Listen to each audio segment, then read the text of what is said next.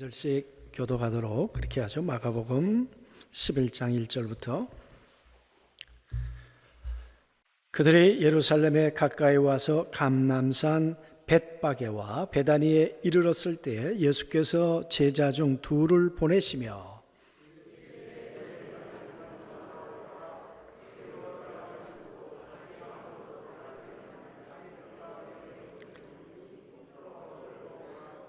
만일 누가 너희에게 왜 이렇게 하느냐 묻거든 주가 쓰시겠다 하라. 그리하면 즉시 이리로 보내리라 하시니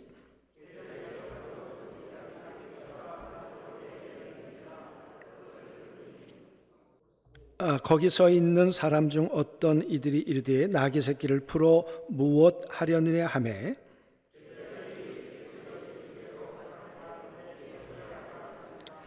나귀 새끼를 예수께로 끌고 와서 자기들의 겉옷을 그 위에 얹고 놓음에 예수께서 타시니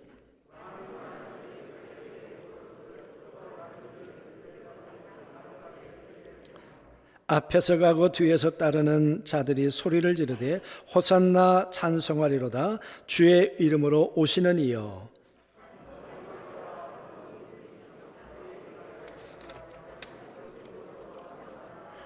예수께서 예루살렘에 이르러 성전에 들어가사 모든 것을 둘러보시고 때가 이미 저물매 12 제자를 데리시고 베다니에 가시니라.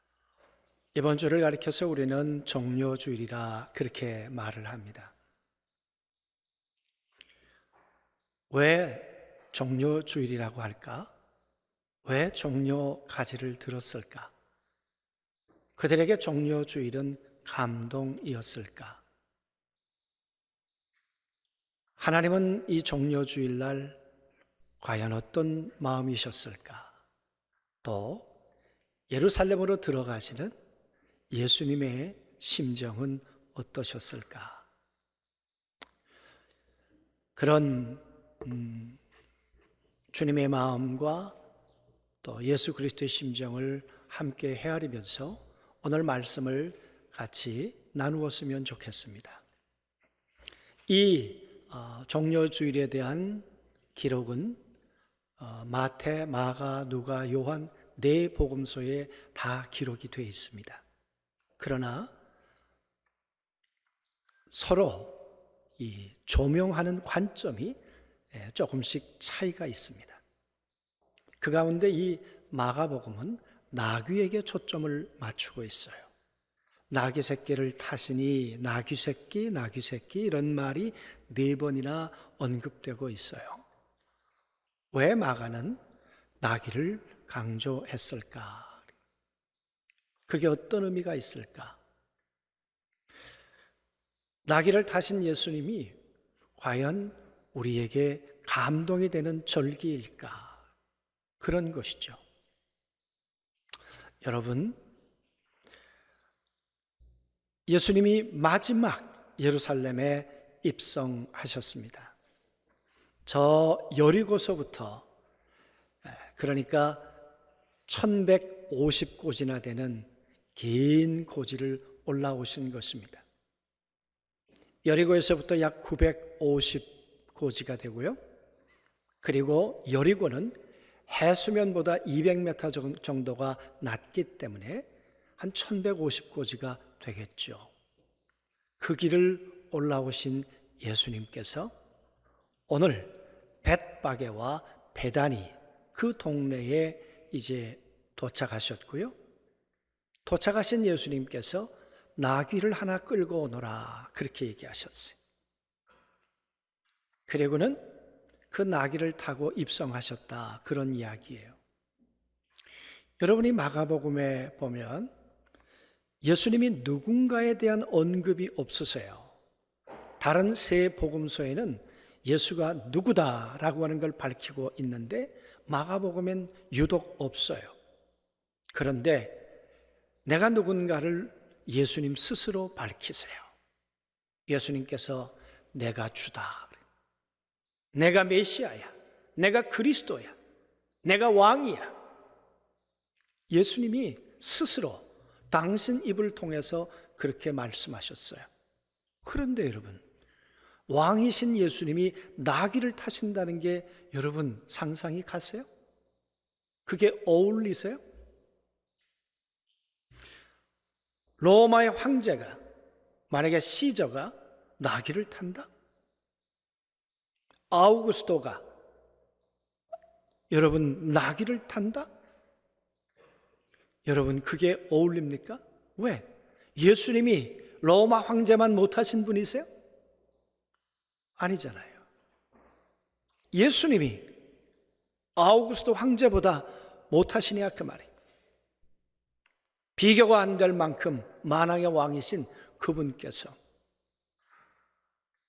철병거를 타고 마차를 타고 황금 마차를 타고 입성하셔도 부족함이 없으실 텐데, 그런데 그 예수님이 오늘 나귀를 타고 오늘 예루살렘으로 들어오신다. 여러분,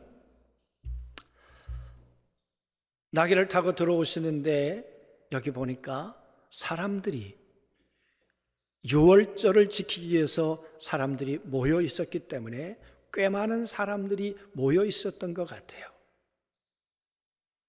그 모여 있는 사람들이 순간 종려가지를 들었어요.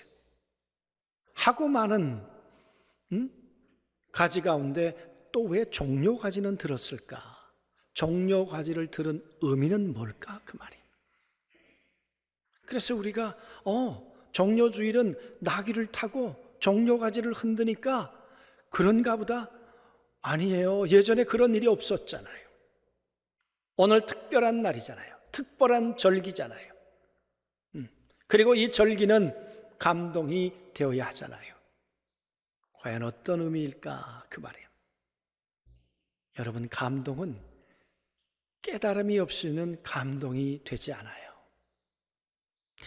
이스라엘 백성들에겐 이런 아픔의 역사가 있었어요. 바벨론의 포로로 잡혀가는 아픔. 586년에 저 바벨론이 왕이 쳐내려와서 유다를 그리고 예루살렘을 함락시키고 예루살렘 성전 안에 있던 모든 기물들을 탈취해 갔던 그 비극적인 역사가 그들에게 있어요. 그때 왕이 시드기야라는 왕이었어요. 여러분, 시드기야는 왕 되었을 때 하나님의 마음을 담은 에레미야가 끊임없이 하나님의 말씀을 전했습니다. 이렇게 하시면 아니 되옵니다. 하나님은 분명히 친바벨론으로 가야 한다고 하나님은 그렇게 말씀하십니다. 그랬는데 여러분, 시드기야는 어땠을까요? 시드기야와 그 권력자들은 친애굽으로 갔습니다. 하나님은 아니라고 하시는데 그렇게 귀를 닫고 눈을 닫고 살았던 시드기야. 그러다가 586년에 느부갓네살 왕이 쳐내려오게 되고 그는 두 눈이 뽑히게 되었어요. 넌 두 눈 뜨고 살만한 이유가 없다. 눈을 뜨고 살면 뭐하냐? 세상을 바라보는 눈이 없는데 아마 그랬는지 모르죠. 그리고 두 아들이 비참하게 자기의 눈앞에서 죽었습니다. 그리고는 그는 포로가 되어서 바벨론까지 쇠사슬에 매어서 끌려갔습니다. 여러분, 그렇게 끌려갔던 이스라엘 백성들이 바벨론 포로 생활을 하면서 그들이 깨달은 게 있어요. 그 깨달음이 뭐냐 그러면 우리의 왕은 어떤 사람이 되어야 할까? 우리의 왕은 어떤 성품을 가진 사람이 되어야 할까? 그들이 깨달은 건 겸손한 사람이 하나님 앞에 엎드릴 줄 아는 사람이 우리의 왕이 되어야 되겠구나. 이스라엘의 단어는 방향을 가리켜요. 겸손이란 아래서 위로 인간이 하나님을 향한 방향을 가리켜요. 그래서 다시 오실 메시아는 어떤 왕이어야 하는가? 스가랴 9장 9절 다리오 왕 때 하나님의 선지자였던 스가랴는 다시 오실 메시아는 겸손하여서 나귀를 타고 나귀 새끼를 타고 입성하시는 그런 왕이어야 우리의 메시아가 될 수 있다. 여러분, 오늘 이 종려 주일은 바로 그 스가랴의 말씀이 예수님을 통해 이루어지고 있는 것이에요. 그 깨달음, 그 가슴 아픔, 역사를 통한 그 회한을 통한 깨달음이 이스라엘 백성들에게 있어서 우리의 왕은 그런 왕이어야 돼. 그래서 그 왕은 나귀를 타야 돼.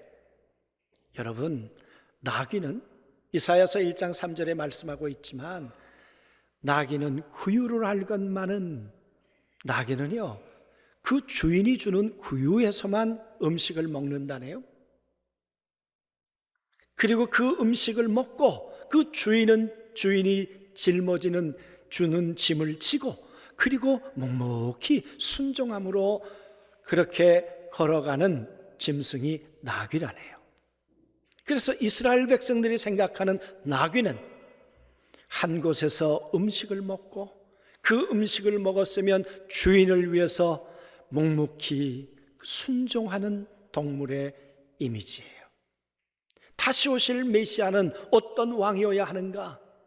하나님의 말씀을 먹고 하나님의 말씀을 소화하고 그 말씀이 힘이 되고 능력이 되어서 그 말씀을 내게 먹여준 그 하나님을 향해서 묵묵히 하나님이 주신 그 짐이 때론 십자가이고 때론 채찍이고 때론 고난의 길일지라도 그 길을 묵묵히 걸어가는 종, 그 나귀 같은 종, 그 종이 우리의 메시아가 되어야 한다는 거예요.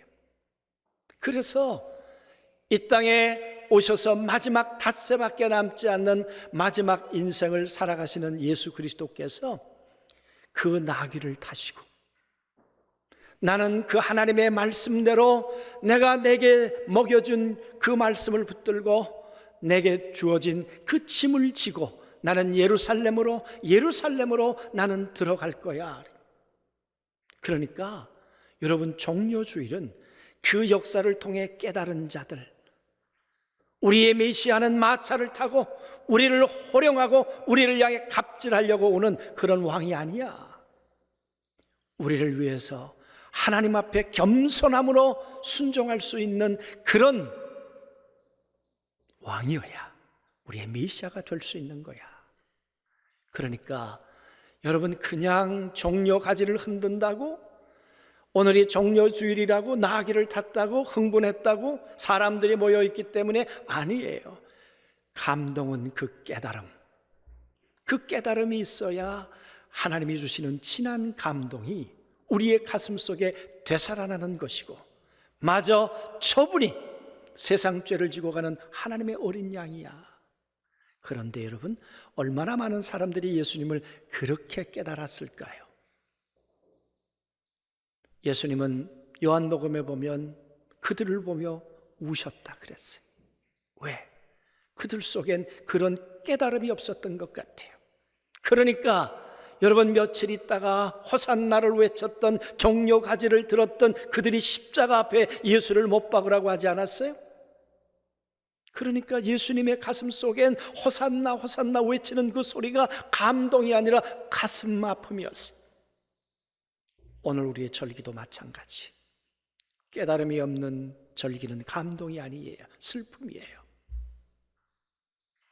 여러분, 오늘 이 말씀을 나누면서 정말 예수님의 가슴 속에 감동을 드리는 절기가 되었으면 좋겠어요. 그렇게 하기 위해선 왜 하나님의 아들 예수 그리스도가 나귀를 타고 묵묵히 예루살렘으로 십자가를 향해 걸어가셨는가를 깊이 우리가 깨달아야 하는 거죠. 오늘 우리 연주와 그리고 오늘 영상을 통해서 그 예수 그리스도가 그 길로 가신 이유, 그 이유가 나를 향함이었어요. 나 때문이었어요. 그 깨달음이 있을 때 오늘 종려주일은 우리 가슴 속에 깊은 감동으로 되새겨질 줄로 믿습니다. 그뿐인가요? 왜 종려가지를 들었나요? 예수님이 오시기 167년쯤에 마카비 혁명이라는 게 있었어요. 페르시아에게 지배를 받고 있었는데요, 어느 날 셀루쿠스 왕조가 등장을 하면서 예배를 폐하는 거예요, 이스라엘 백성들에게. 그러더니 여러분, 지성소를 약탈하지를 않나 하나님의 성전에다가 돼지를 갖다 놓고 하나님이 아니라 돼지를 섬기라는 거예요. 이스라엘 백성들에게 이것처럼 치욕스러운 일이 어디 있겠어요? 그때 마카비 혁명을 일으켜요. 아니다, 우리에게 예배는 생명이야. 우리는 하나님을 섬겨야지 돼지를 섬길 수 없어. 그렇게 일어났던 그 혁명. 그래서 여러분, 이스라엘 백성들은 그걸 가리켜서 수전절이라고 얘기해요. 그리고 빛의 절기라고도 얘기를 해요. 오늘 우리 교회는 없지만 예전에 교회 가서 보면 우리가 촛대를 켜놓지 않았어요? 물론 지성소, 성소 안에도 촛대가 있었지만 이스라엘 백성들은 그때 촛대를 켜놓았어요. 촛불을 켜놓았어요. 그것이 우리에게 빛이 되었다는 거예요. 그 마카비 혁명 때 들었던 것이 종려나무였어요. 그래서 그들은 다시 오실 메시아는 겸손하여서 나귀를 타고 들어오실 뿐만 아니라 그분은 우리를 위해서 해방시키는 자가 되어야 한다는 거예요. 우리를 위한 마카비 혁명자가 되어야 한다는 거예요. 우리를 종교와 정치적으로 해방시켜주는 자가 되어야 한다는 거예요. 그래서 종려가지를 들면서 호산나 호산나 호산나 외쳤던 거죠. 호산나는 기도문이에요. 우리를 구원해 주시옵소서. 우리를 이 절망으로부터 구원해 주시옵소서. 우리를 이 사망으로부터 구원해 주시옵소서. 사랑하는 성도 여러분, 그 깨달음이 없으면 절기는 하나의 이벤트예요. 오늘 이스라엘 백성들이 왜 종려가지를 들어야 하는가? 왜 예수님은 나귀를 타셔야 하는가? 그 깊은 깨달음. 사랑하는 성도 여러분, 어제 우리 그런 얘기를 했습니다. 예수님이 부족한 분이신가? 우리 교역주들하고 얘기를 하면서 그냥 만약 예수님이 예루살렘 시장에 나왔다면 당선이 됐을까? 만약 예수님이 예루살렘의 국회의원으로 나왔다면 당선이 됐을까? 그랬더니 우리 전사님 가운데 한 분이 됐을 거예요. 제가 봐도 그래요, 여러분. 생각해 보세요. 예수님이 예루살렘에 올라오시기 전에 여리고에서 눈먼 바디메오를 고쳤잖아요. 여러분, 거기서부터 많은 사람들이 예수 그 이야기를 하며 이 예루살렘으로 올라왔을 거예요. 그리고 여기는 기록되어 있진 않지만 마가복음에, 요한복음에 보면 나사로의 집에 가서 죽은 나사로의 오라비를 살려냈잖아요. 마리아의 나사로를 살려냈잖아요. 나사로를. 여러분, 베다니는 여론이, 사람들이 모여있는 곳이에요. 순식간에 나사로가 살아났다는 이 부활의 이야기가 전해졌을 거예요. 그가 누구야? 예수. 여러분, 그렇지 않았다면 순간 사람들이 정려가지를 들었겠어요? 순간 그들이 겉옷을 벗었겠어요? 그러니까 예수님이 내가 이런 왕이야, 나를 왕으로 대접해, 아마 그런 마음을 가지고 왔더라면 나귀를 안 타고 어쩌면 마차를 타고 입성하실 수도 있었다, 그 말이에요. 사람들의 환호 소리는 얼마나 열광적이었어요. 그렇잖아요. 곰곰이 생각해보면 예수님은 5,000명을 먹이셨어요. 7,000명을 배고픈 자들을 배부르게 했어요. 풍랑이는 바다를 잔잔케 했어요.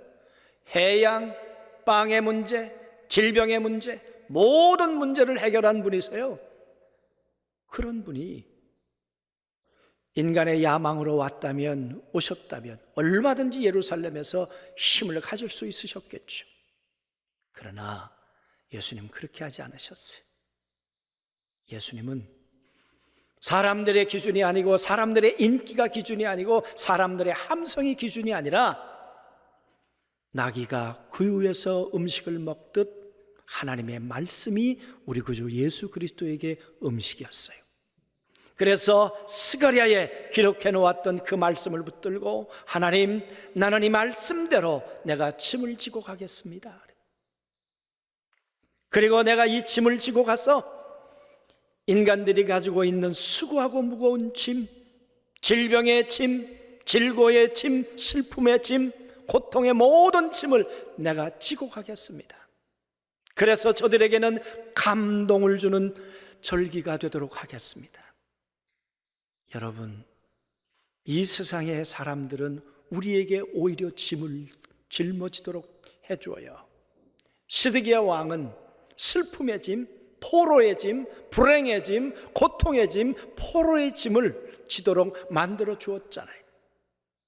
그러나 우리 구주 예수 그리스도는 당신이 나귀가 되어서 그 짐을 다 지고 가시고 우리에게는 참 안식과 평안과 치유와 회복의 은혜를 주시는 분이 우리 주님이신 걸 믿습니다. 그래서 여러분, 그 깨달음이 있는 자가 오늘 종려가지를 드는 거죠.